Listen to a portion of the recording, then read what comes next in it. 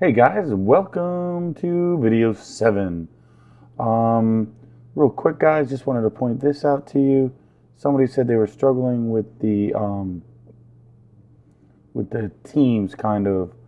So I thought this would be a good diagram to help you.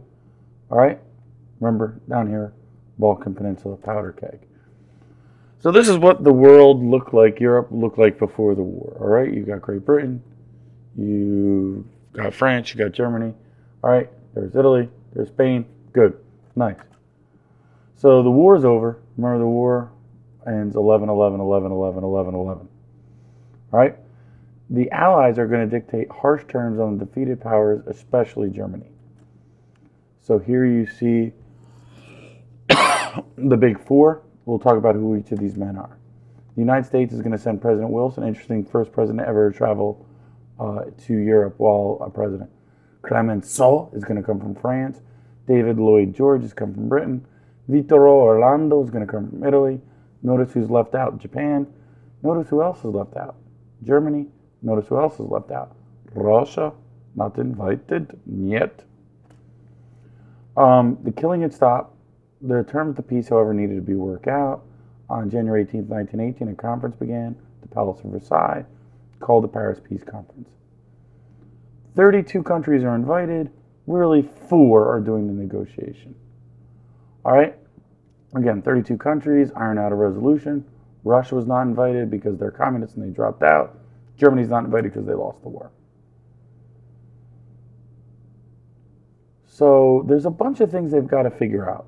Wilson's going to come there with a plan that we'll talk about.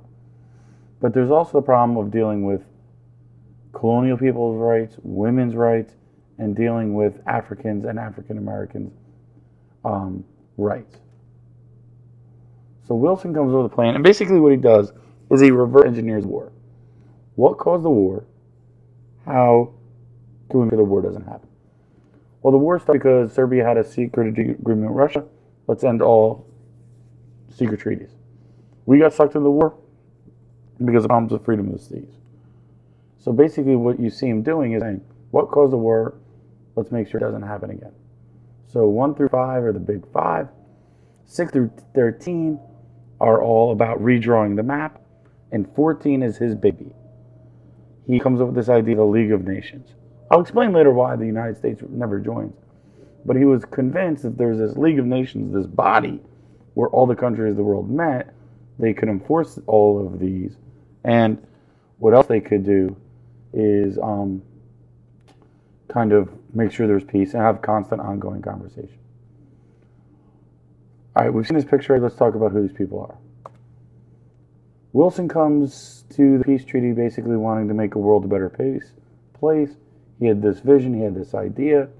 Many other allies, especially France. Who do they hate? Good. Great Britain also hates Germany as well. And they come to the peace treaty wanting revenge.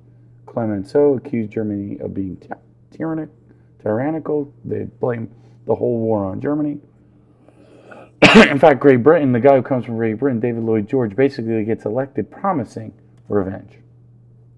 And then there's a whole group of people: Yugoslavia, Czechoslovakia, Poland, China, Japan, Vietnam.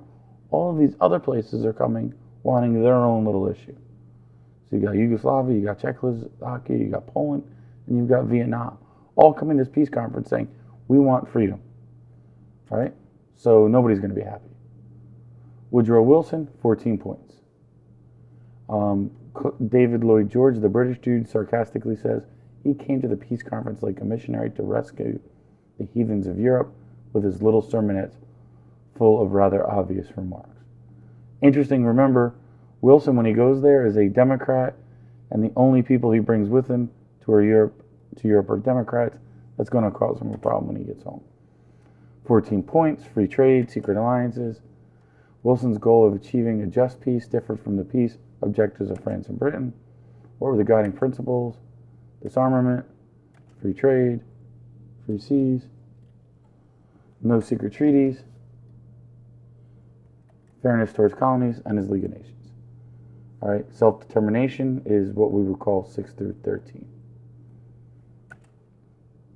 So who else came? The British is David Lloyd George. He wanted to get colonies by taking Germany's. He wanted to make sure Germany maintained its naval and industrial superiority. And he was somewhere caught. So here's Wilson being all kind of touchy-feely. Clemenceau's over here on the right. David Lloyd George, DLG, is caught in the middle. And then notice, they're going to all be talking about this disease from the East, communism.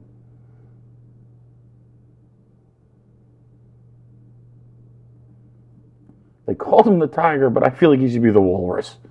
Clemenceau, the French guy, he wants to weaken Germany. He wants revenge on Germany. He wants Germany to pay, and he wanted to take the Alsace-Lorraine, and he wanted France to be able to preserve its empire. So he saw this as a chance to step on Germany's throat. They wanted national security. Notice France and Britain's aims. Punish Germany. Strip Germany of all and war-making powers. Who else comes? Vittorio Orlando, he's from Italy. He wanted land promised by the Allies from the Balkans and Austria-Hungary. He wanted Italy to expand its empire. And after a long time of debate, after heated debate and compromise, the Treaty of Versailles is signed.